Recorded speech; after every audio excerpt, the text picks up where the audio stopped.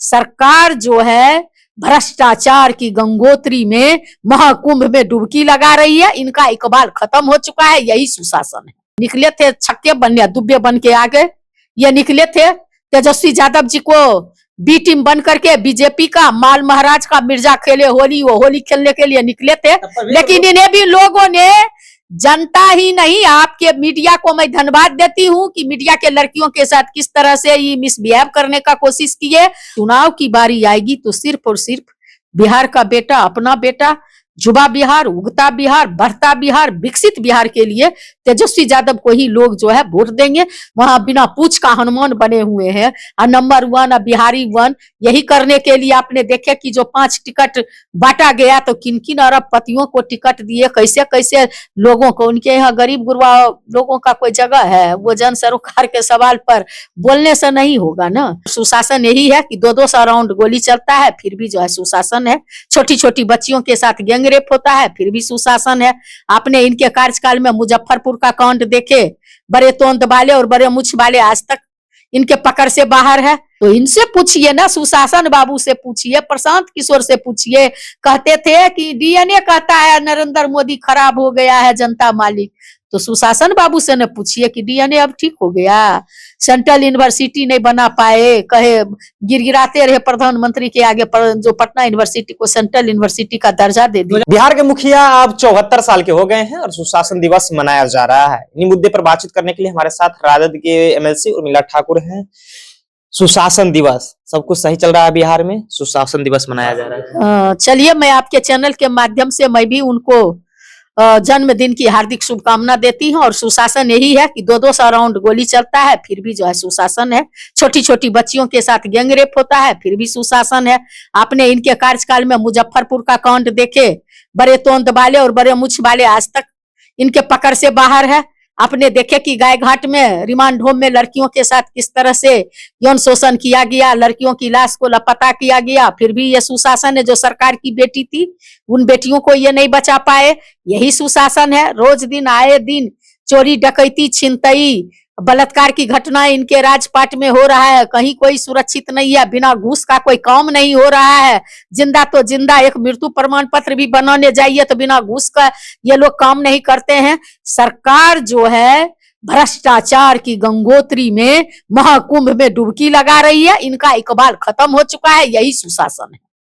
एक सी voter report आया है, सी वोटर का रिपोर्ट, उसमें बताया गया कि तेजस्वी यादव 41%, नीतीश कुमार जी 18% और पीके 14%, 15% बताया जा रहा है। क्या लगता है कि लड़ाई अब जो है पीके और तेजस्वी के बीच? पीके तो बेनकाब हो चुके हैं। वो जो दिग्भ्रमित करने के लिए निकले थे छक्के बनने दुब्बे बन के आगे, ये निकले थे तेजस्वी यादव जी को बी टीम बन करके बीजेपी का माल महाराज का मिर्जा खेले होली, वो होली खेलने के लिए निकले थे। लेकिन इन्हें भी लोगों ने, जनता ही नहीं आपके मीडिया को मैं धन्यवाद देती हूँ कि मीडिया के लड़कियों के साथ किस तरह से ये मिसबिहेव करने का कोशिश किए, गांधी मैदान में किस तरह का शब्दों का यूज किए। और उन्होंने जो गाड़ी उनको कौन दे रहा है, रुपया कौन दे रहा है, थावरे जी का नाम आया, जो बीजेपी के लोग हैं। हम लोग बोलते थे, कहता था कि ये लोग जो है पर विपक्ष में है इसलिए बोलते हैं, तो ये बेनकाब हो चुके हैं। जनता समझ गई, अरे भैया जो बिहार का मुख्यमंत्री जिनको बनाना चाहते हैं उसी का वोट काटने के लिए ये जो है रंग बदल करके रंगा हुआ सियार आया, इसलिए वो 15% लोग तब पर भी तो चाह रहे हैं ना प्रशांत किशोर को। देखिए जिस तरह से वो घूमे थे, जिस तरह से गए थे, एजुकेशन का अभाव है बिहार में, इसलिए बिहार पिछड़ा हुआ है। तो उस ये में लोग उनको दे दिए हैं, कह दिए हैं। लेकिन जब चुनाव की बारी आएगी तो सिर्फ और सिर्फ बिहार का बेटा, अपना बेटा, युवा बिहार, उगता बिहार, बढ़ता बिहार, विकसित बिहार के लिए तेजस्वी यादव को ही लोग जो है वोट देंगे। चूंकि 2025 में तेजस्वी क्या है, वो बोलते हैं, वो करते हैं।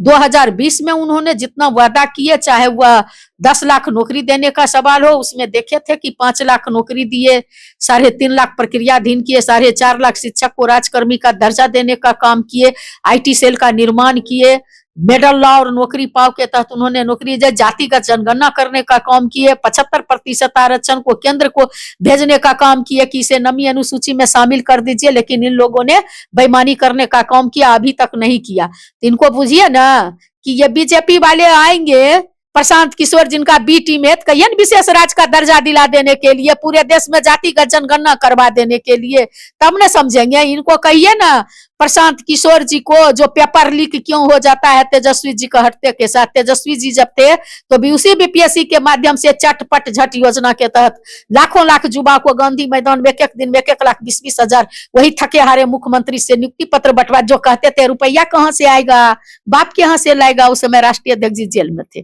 तो इनसे पूछिए ना, सुशासन बाबू से पूछिए, प्रशांत किशोर से पूछिए।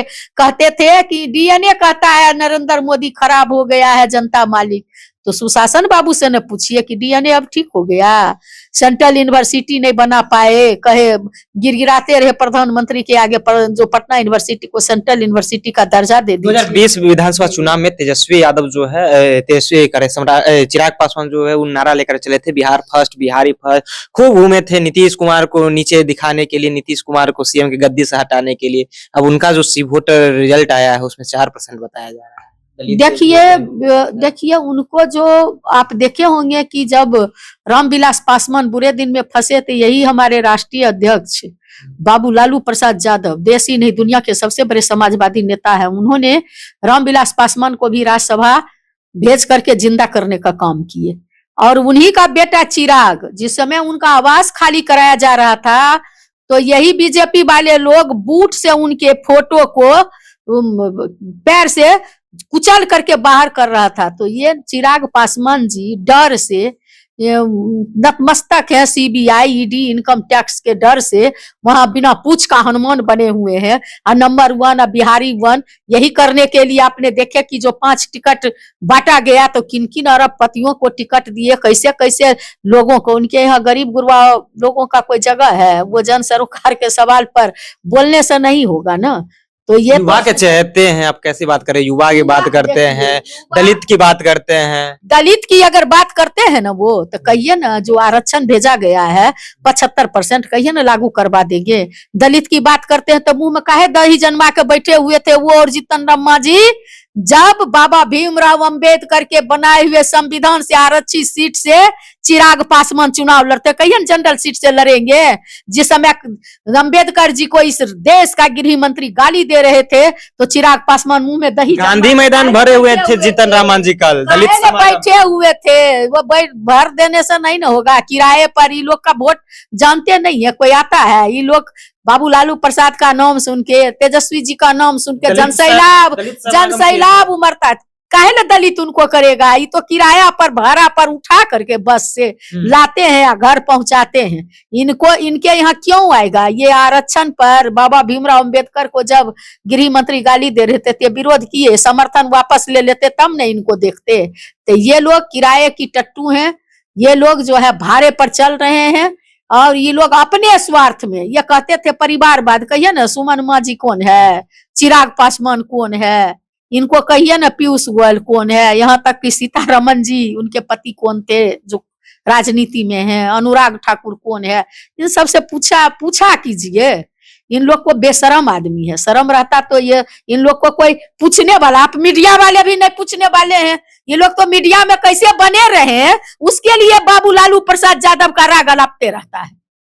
चलिए, तो हमारे साथ बातचीत कर रहे थे उर्मिला ठाकुर, तमाम मुद्दे पर बातचीत किए। जिस तरह से 74 साल के आज नीतीश कुमार हो गए, तो सुशासन दिवस मनाया जा रहा है। सुशासन दिवस पे ये बोल रहे हैं कि देखिए, जहां पे बच्चियों का अपहरण और बलात्कार होता हो, वो कैसा सुशासन दिवस, वो कैसा सरकार, जो सरकार कुछ नहीं कर पाती है। अब देख लीजिए, मुजफ्फरपुर बालिका गृह कांड की बात कर रहे थे, कई कांडों का इन्होंने जिक्र किया है। फिलहाल अपनी राय नीचे कमेंट बॉक्स में रखिएगा। आप जनता जंक्शन देख रहे थे।